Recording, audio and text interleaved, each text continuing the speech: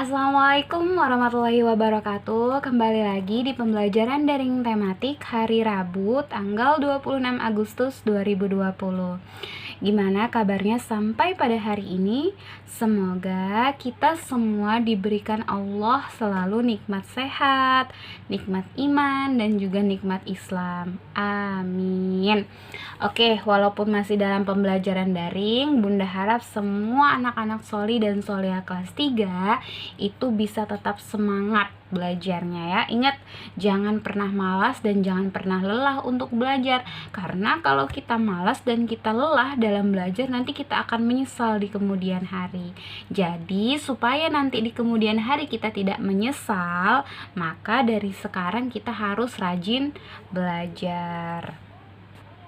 Oke, untuk materi tematik kita hari Rabu tanggal 26 Agustus 2020 ini itu kita ada 3 materi ya.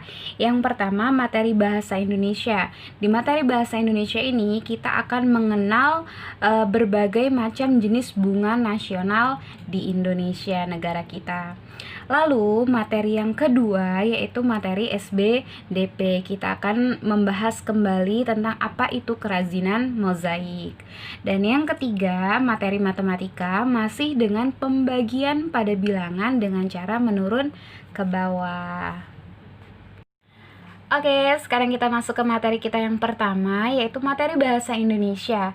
Di materi bahasa Indonesia ini, kita akan mengenal berbagai macam bunga nasional yang ada di Indonesia atau di negara kita. Tapi, sebelum kita membahas lebih jauh tentang bunga-bunga nasional yang ada di Indonesia, kita harus tahu dulu nih nak, bahwa bunga itu adalah bagian dari tumbuhan. Dalam proses perkembangbiakan pada tumbuhan, bunga itu adalah bagian dari proses yang mendukung keberlangsungan dari perkembangbiakan tumbuhan itu sendiri. Jadi khususnya nih ya untuk tumbuh-tumbuhan berbunga ataupun yang lainnya, bagian menjadi bunga itu pasti selalu ada dalam proses perkembangbiakan pada tumbuhan. Nah, sekarang kita mulai masuk nih tentang apa sih itu bunga nasional. Kenapa harus ada sebutan bagi bunga nasional? Nah, yang perlu anak-anak ketahui di sini adalah maksud atau arti dari bunga nasional itu sendiri adalah bunga yang dapat mewakili karakteristik atau ciri dari sebuah bangsa dan negara. Contohnya nih, negara Belanda tuh dikenal bunga nasionalnya itu adalah bunga tulip. Terus ada negara Inggris yang dikenal bunga nasionalnya itu bunga mawar. Nah, kita juga nggak kalah dong sama negara Belanda dan negara Inggris. Kita juga punya bunga nasional. Indonesia, negara kita ini memiliki 3 bunga nasional. Tapi kalau di Indonesia sebutan bunga di Indonesia itu adalah puspa. Catat ya, sebutan bunga untuk negara Indonesia itu adalah puspa. Nah, langsung saja Bunda perkenalkan secara umum terlebih dahulu tentang bunga-bunga nasional di Indonesia atau puspa nasional Indonesia. Yang pertama itu adalah bunga melati putih. Nah, bunga melati putih ini nama lainnya adalah puspa bangsa. Terus yang kedua itu ada bunga anggrek bulan. Nah, nama lainnya ini adalah puspa pesona.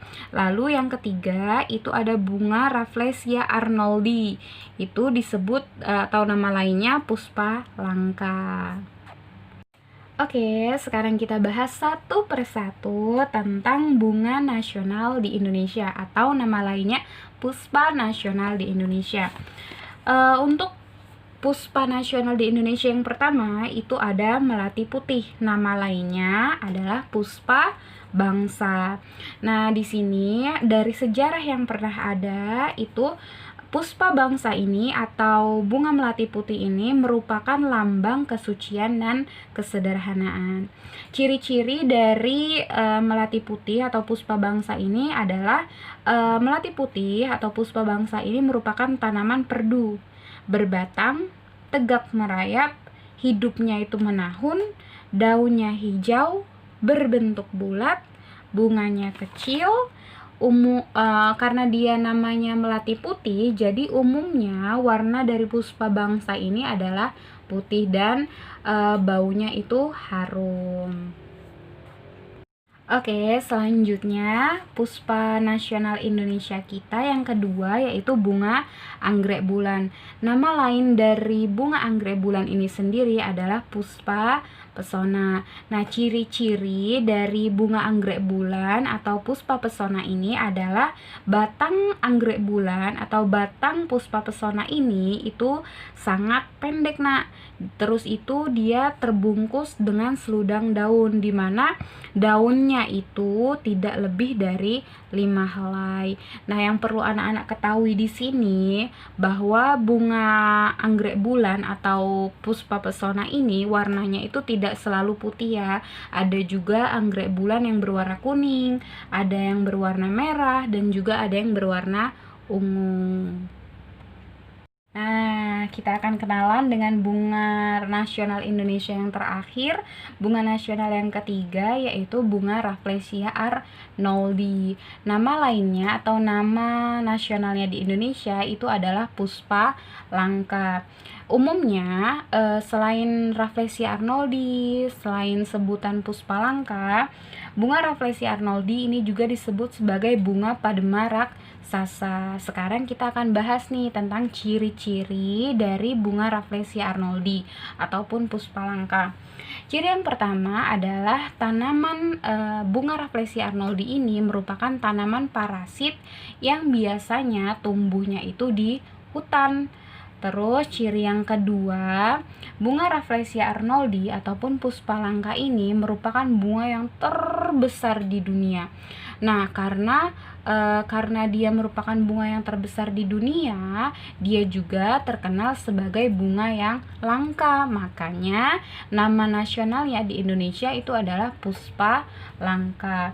Ciri yang selanjutnya dari Rafflesia arnoldi atau puspa langka ini adalah bahwa bunga ini tidak memiliki daun, tidak memiliki batang, dan juga tidak memiliki akar. Nah, ciri dari Rafflesia arnoldi ataupun puspa langka yang terakhir yaitu bahwa tumbuhan bunga ini memiliki bau yang busuk. Kalau di sekitar kita itu mengenal bahwa nama lain dari bunga ini adalah bunga bangkai. Oke, sekarang kita masuk ke materi kedua kita untuk pembelajaran daring tematik hari ini, yaitu materi SBDP tentang kerajinan mozaik. Kerajinan mozaik lagi, kerajinan mozaik lagi, mozaik lagi, dan mozaik lagi. Nah, seperti sebelum-sebelumnya, untuk kerajinan mozaik ini sudah terlalu sering kita bahas ya, Nak. Yang di sini Bunda hanya mengingatkan kembali bahwa antara mozaik dan kolase ini berbeda ya. Kalau kolase itu seni menempel kepingan-kepingan ataupun potongan-potongan, baik itu potongan kertas, potongan cangkang telur, potongan daun kering, tapi kita belum punya gambarnya, Nak. Kalau untuk kolase, kita harus berpikir di kolase itu. Misal kita mau membuat kerajinan gambar ayam nih, tapi gambarnya tuh belum ada kalau di kolase. Jadi kita dari potongan-potongan kertas itu atau potongan-potongan daun kering itu atau potongan-potongan cangkang telur itu, kita harus berpikir bahwa gimana caranya supaya potongan-potongan yang sudah tersedia ini bisa membentuk hewan ayam. Nah, untuk mozaik sendiri ini sama, namanya itu sama, teknik menempel potongan-potongan atau serpihan-serpihan, baik itu serpihan dari kertas, cangkang telur ataupun daun kering. Tapi bedanya mozaik ini kita sudah ada gambar dasar ataupun pola dasar dari tanaman ataupun hewan yang mau kita hias. Contohnya seperti yang ada di video ini ya. Bunda sudah menyediakan gambar dasar dari bunga. Nah, ini kan masih berbentuk dasar nih bunganya, belum ada hiasan, bener-bener dasar. Bener-bener masih gambar yang belum dihias sama sekali. Jadi, untuk kerajinan mozaik ini kita tinggal implementasi atau mengerjakannya, kita tinggal menyerpihkan atau memotong kecil-kecil, boleh itu daun, boleh itu dari kertas origami, kertas berwarna ataupun kertas putih, boleh juga dari cangkang telur. Nah, di sini nanti ketika serpihan-serpihan itu sudah ada, potongan-potongan dari ketiga bahan itu sudah ada, atau boleh salah satunya ya, kita tinggal menempelkannya pada gambar dasar itu, menempelkannya tetap dengan lem. Jadi, nanti di gambar dasar ini kita tempelkan saja potongan-potongan yang sudah kita sediakan. Jadi itu ya, ingat baik-baik. Kalau kolase itu belum ada gambarnya, kita harus berpikir gimana caranya nempelin potongan-potongan itu bisa membentuk sesuatu. Tapi kalau mozaik itu sudah ada gambar dasarnya dan kita tinggal menempelkan serpihan-serpihan ataupun potongan-potongan yang sudah kita siapkan. Oke, sekarang kita masuk ke pembelajaran matematika. Masih sama seperti yang kemarin, topik pembahasan matematika kita hari ini masih tentang pembagian pada bilangan dengan cara menurun ke bawah. Nah, Bunda ingatkan sekali lagi bahwa kunci kita untuk bisa menyelesaikan operasi pembagian pada bilangan itu kita harus hafal perkalian. Jadi, rajin-rajin menghafal ya untuk perkalian dari perkalian 1 sampai perkalian 10. Langsung saja kita masuk ke contoh yang sudah Bunda sediakan di papan tulis. Di sini sudah Bunda sediakan 141 dibagi 3. Nah, jika kita ingin menuliskan pembagian dengan sejajar yang seperti ini lurus, maka letak angka yang lebih besar itu harus diletakkan di awal. Kemudian tanda bagi, lalu bilangan pembaginya. Kemudian sama dengan. Nah, langsung saja kita selesaikan operasi bilangan ini dengan cara menurun ke bawah. Sekarang kita kalau ada 3 angka seperti ini ya, nah 3 angka seperti ini, maka yang harus kita bagi adalah 2 angka di awal. Berarti ini kan 141, berarti 2 angka di awal itu adalah 14. Di sini kita harus mencari 3 dikali berapa hasilnya bisa mendekati 14, atau kalau memang ada 3 dikali berapa hasilnya bisa 14. Tapi karena perkalian 3 itu tidak ada yang hasilnya pas sampai 14, maka kita harus mencari dengan 3 dikali berapa yang hasilnya bisa mendekati 14. Di sini yang mendekati dengan 14 itu adalah perkalian 3 dikali 4. 3 dikali 4 itu sama dengan 12. Nah, kita kurangkan seperti ini ya. Nah, kita kurangkan 4 dikurang 2 itu sama dengan 2. 1 dikurang 1, 0. Kalau 0-nya di depan itu tidak perlu ditulis. Sekarang dari 141 ini 14 sudah kita bagi tadi. Tinggal sisa 1. Nah, kita cari lagi nih. 3 dikali berapa hasilnya nanti bisa 21. 3 dikali 7. 3 dikali 7 hasilnya 21 dan habis. Seperti itu. Oke, sekian materi tematik untuk hari ini. Jangan lupa untuk mengerjakan tugasnya. Bunda titip pesan, kalau mengerjakan tugas usahakan kerjakan dulu secara mandiri atau sendiri ya nak. Nanti kalau sudah selesai baru minta bantuan, cek orang tuanya apakah benar atau salah.